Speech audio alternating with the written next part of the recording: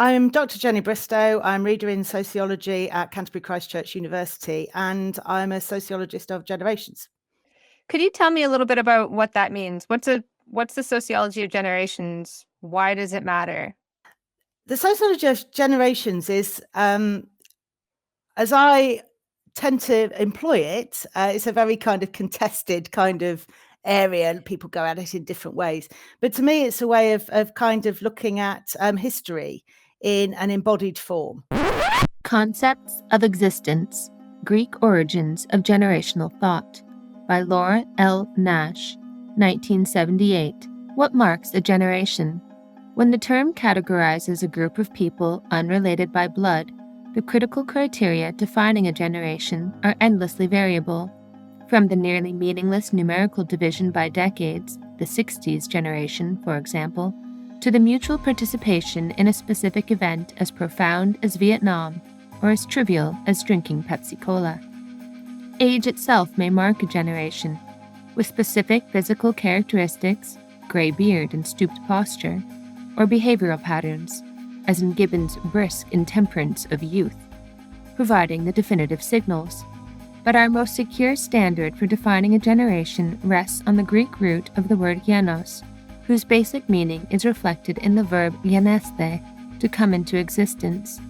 Until 1961, the first definition of the word in Webster's unabridged dictionary was still procreation. That moment when a child is born simultaneously produces a new generation, separating parent and offspring, gonos ergo genos, and the very concept educes the paradox of an ever-shifting threshold in time. Concepts of existence, which I think is a very nice way of putting it. It's about how we make meaning of our ourselves in relation to the historical period in which we live.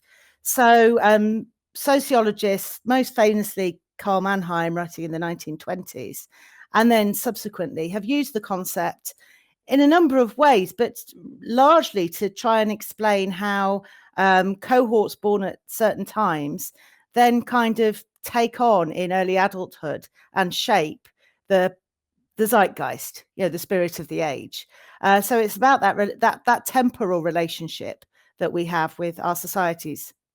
That I've noticed in some of the work that I've done looking at social policy or policy, particularly at the European level, is the way that this transfer of culture and so on from one generation to the next that you're talking about tends to be problematized, tends to be seen as a problem by a lot of parties that it's very difficult to make change in the world because all these bad old ideas get passed down in families, right? So the older, you say this all the time, okay, boomer, like all these bad ideas make their way, if we don't intervene, they're going to infect the next generation. And it's the sense that like no one ever changes their mind. You have to get the ideas in there at an early age. So we need to intervene in schools and so on to get the right progressive things into the culture. Except everyone changes their mind when exposed to bad ideas I don't like. So there's a bit of a bit of a contradiction there. But so there's this problematization. Do you see that as well? I do, and I think it's become very significant in the contemporary period. I think if you look at the generational transaction properly and the way it's tended to work historically, it is essentially about the relationship between the past, the present, and the future. And so if you take, say, Mannheim's theory of generations, it's like the seminal essay on the problem of generations, it was called.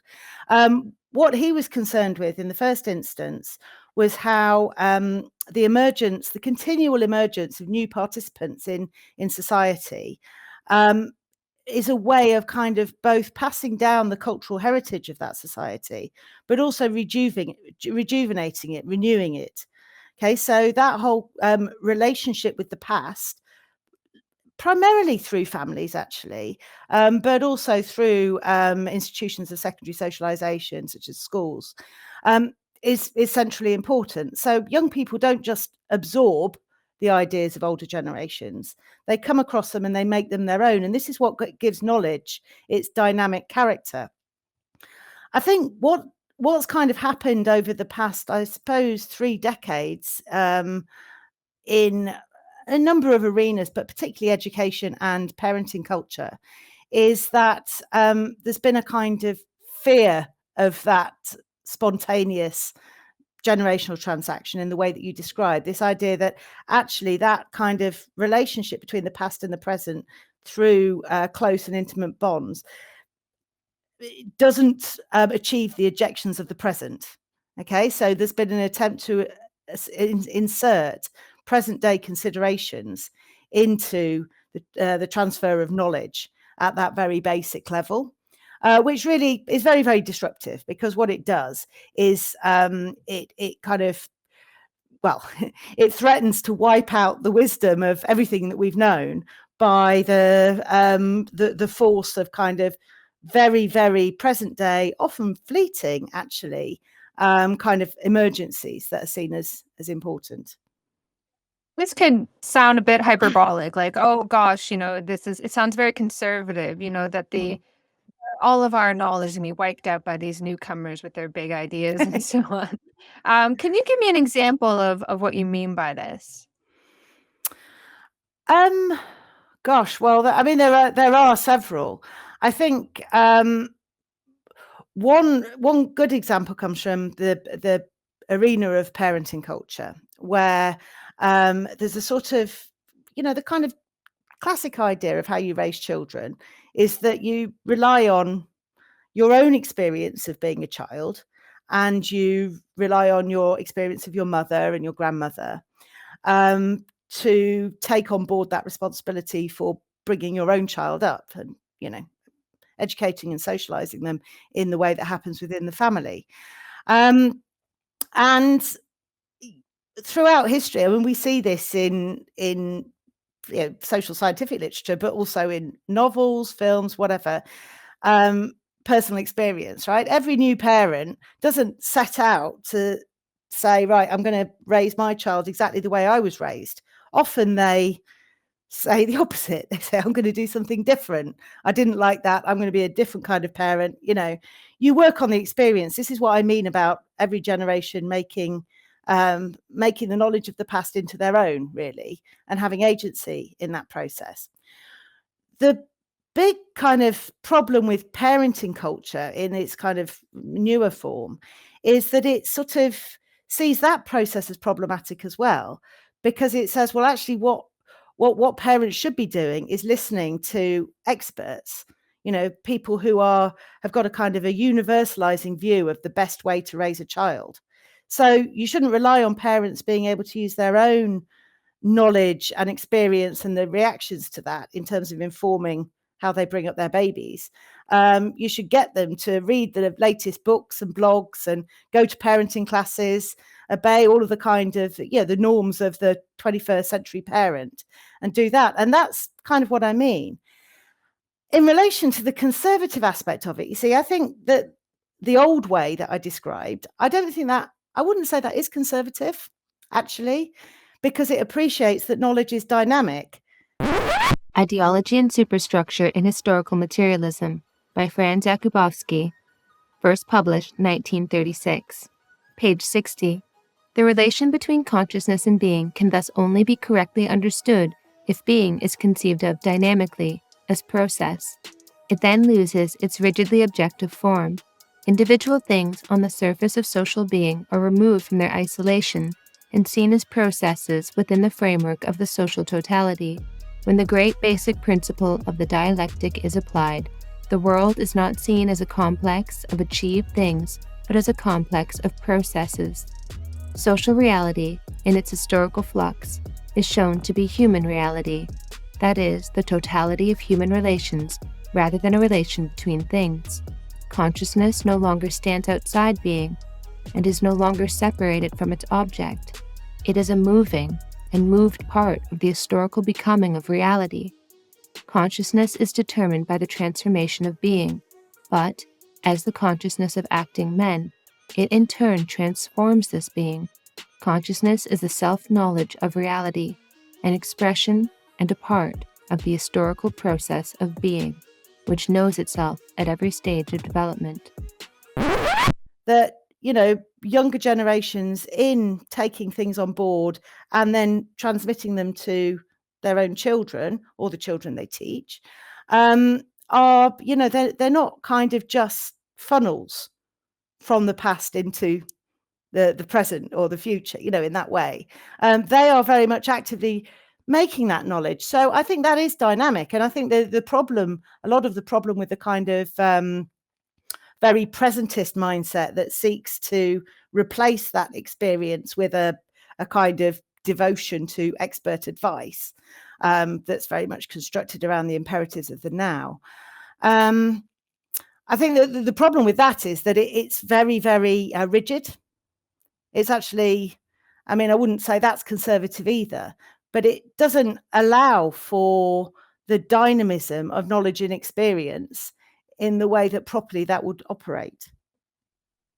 Tell me, so you mentioned this term parenting culture a couple of times. What exactly does that mean? So I've talked about this. I've tried to sort of get across like, no, parenting culture dictates blah, blah, blah. People are like, what do you want about? So what exactly do you mean by that?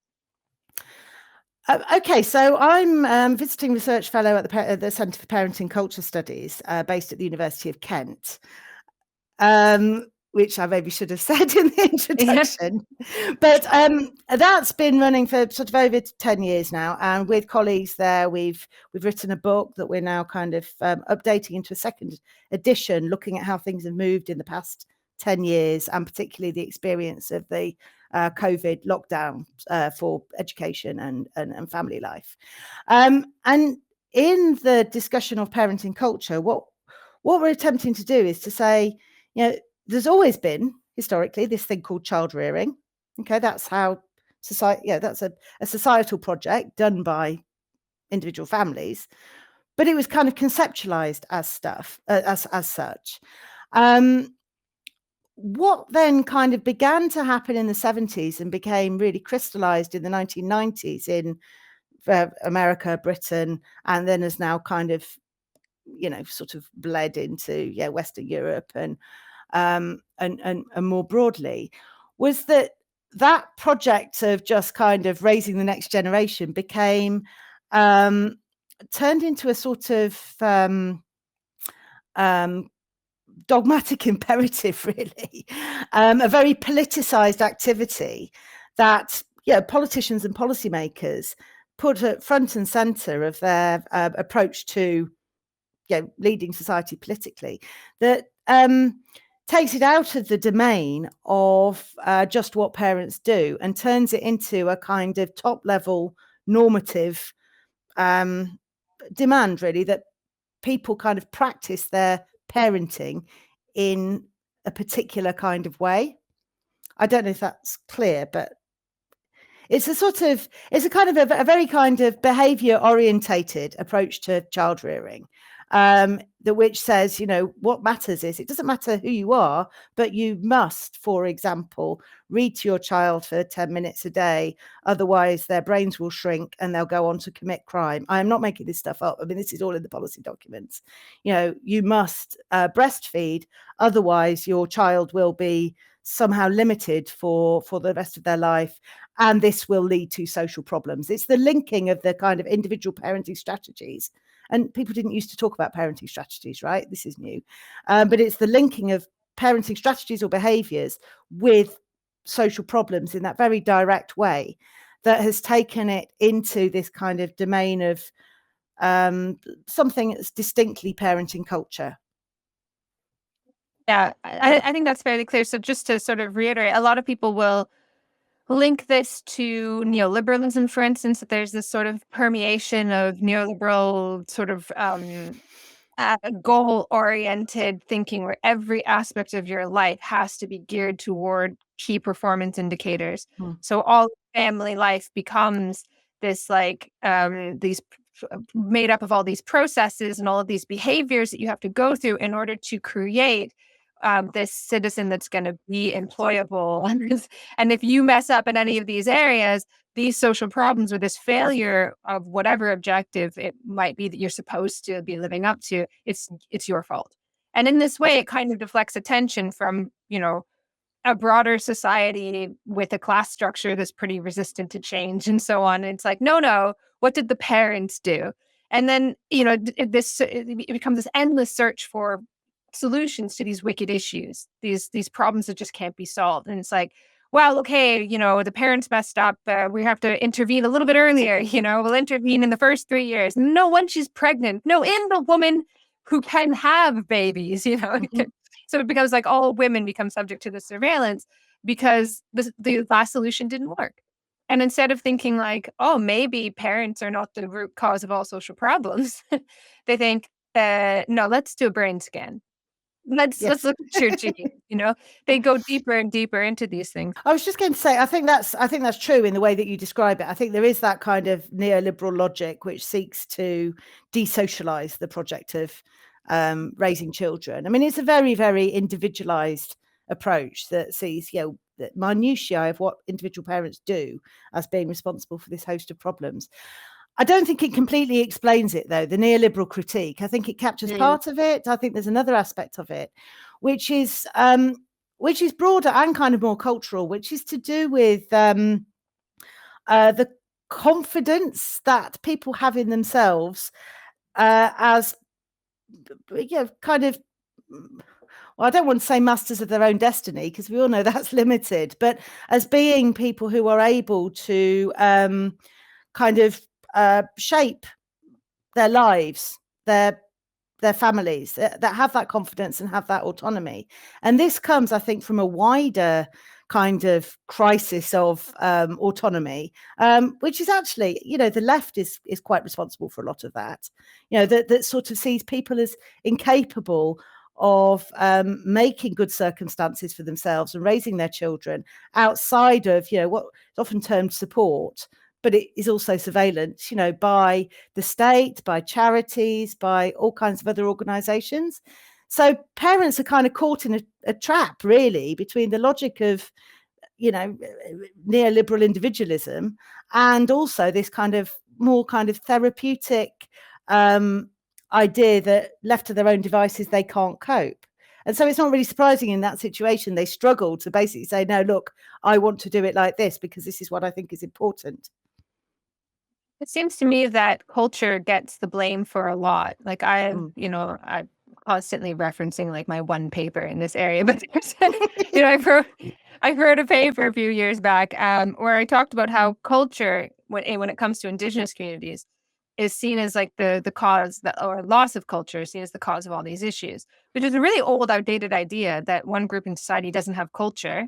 And this explains their social problems. They used to say this about like Black people in the inner cities and so on before people started to say, well, no, they have a culture. It's just not white middle class culture or whatever. But culture gets a lot of blame for things across the political spectrum. And I was just at a public debate last week where people were like, oh, the left thinks that by changing cultural values towards valuing multiculturalism and so on and valuing different cultures and acceptance and all these things, it's going to solve all these problems. And then they respond, so what we need to do is give people cultural pride in being British. And there's no shame in that. And I just kept thinking, no, you're doing the same thing. You're seeing culture as the root of all problems. I don't know if you see that happening. Is it perhaps we're giving culture too much causal power, too much solutive power. And this leads us to then look into families and say, oh, why don't you just change the way you raise your kids, give them better values, and then we'll solve all these problems. Yeah, I suppose my response to that would be yes and no. On the one hand, I think there is definitely in policy discourse a kind of naturalization of economic and social problems, the sense that we can't deal with those. So what we need to look at is the behaviors of parents, for example, or, whether children can speak nicely when they come out of school, or, these kind of things which really don't address some of the kind of really key material problems facing families and communities and societies at the moment. So I think on that level, I would kind of agree on the problem of the causality of culture. I think it's overblown. On the other side, I think people really underestimate how powerful cultural forces are in terms of how they shape our sense of being, what we prize, what we value, what we feel we can do in society. So if you take, for example, the generational transaction, if you have a situation where parents feel nervous or teachers feel nervous about passing down the cultural heritage of their societies or communities because they're told to think, oh, that's all outdated and it's really problematic. That's the word, isn't it? It's all a bit problematic. We're not like that anymore. There's a new way of doing things. So they feel nervous about that. So they're kind of left in limbo because they're kind of becoming detached from the norms and values by which they were raised themselves. And that makes them very hesitant in terms of being able to pass on those values to their children. And that's part of the reason why, for example, and this has been observed for a couple of decades now, what you see amongst young people now is a really, really profound moral relativism, which, when confronted with things which, you as a society or as an individual or a family, you might want to take a view, someone's been murdered, there's been a terrorist attack, there's something where you just think there needs to be a response to this, there's a sort of flailing around, oh, it's really complicated. Oh, well, what about this? What about this? What about this? And this isn't something that young people have come to by their own accord. It's because there's been a real kind of hesitancy in transmitting that sense of, right and wrong, for example, good and bad, concepts that we know can be contested and that young people have always contested their parents' versions of, but they have to have something to contest in the first place in order to work out their position. So I think, there have been some really important developments in parenting culture and in education, which are really kind of very negative, have negative implications for young people. And these are cultural accomplishments. They're not a result of material factors. Can you give an example of what you mean by that? Can I talk about the COVID lockdowns? Would that make sense? Yeah, absolutely. Yeah. Right. So one example of the difficulty, I think, that arises when we kind of lose our cultural bearings and we have this hesitancy about the relationship between the past, present, and the future, is what happened during the COVID lockdowns. Now, I wrote quite a lot about this. I was very bothered by the policy itself. I thought it was a bad policy with, that would be very destructive, but particularly bothered about the implications for young people, partly informed by my research, partly informed by the fact that I've got two teenage daughters, and partly informed by the fact that I teach young people. I was really struck by how bad it felt to suddenly be removed from that relationship of teaching young people while they're going through this time of social crisis. It just felt just so completely wrong. And what happened during COVID, I thought was very interesting, because it sort of brought to a head trends that have been developing for a long time. The first of which was a kind of a willingness to suspend everything we knew and everything we thought and everything we valued in the face of a present day emergency. Right now, we hear rhetoric about this a lot. We hear it, particularly in the language of the climate emergency, this idea that, oh, it's an emergency, so we just got to do this. But, that's often a kind of quite a rhetorical level. With COVID, there was a sort of idea that, right, we have this pandemic, and rather than kind of look at managing it in the ways that societies has historically managed pandemics and the way that our society has planned to manage it, we're going to throw everything out of the window and just do this thing, just do this, just panic, right? Lockdown on the basis of, because China did it. That was kind of why. And so that struck me as very alarming. But the other thing that struck me as very alarming was what happened to schools, because in the course of that sort of what kept being termed an unprecedented emergency and what was a very unprecedented policy, there was a sense that educating our children didn't matter, or in fact, socializing our children didn't matter, that just closing schools just meant they'd be bored for a bit, and that was all that would happen. And I thought that really kind of brought into relief how much as a society we have come to doubt the importance of education, you know. And then when people talk about education, they talked about it in that context. They talked about it as kind of accessing the curriculum, or they talked about learning loss, you know, and there was this idea that you could just kind of put it online, and as long as kids had access to resources, that was okay. And you thought, gosh, that would not have happened at a time when society had actually got a clear sense of why we need to educate children, what education means. So that's kind of one fairly kind of extreme example.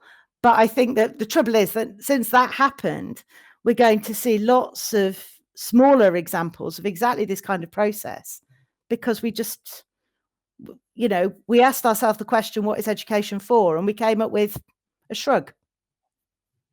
Or it became, you know, we forgot all about secondary socialization and the basics of sociology. And we're like, no, it's just about curriculum transfer. Yes.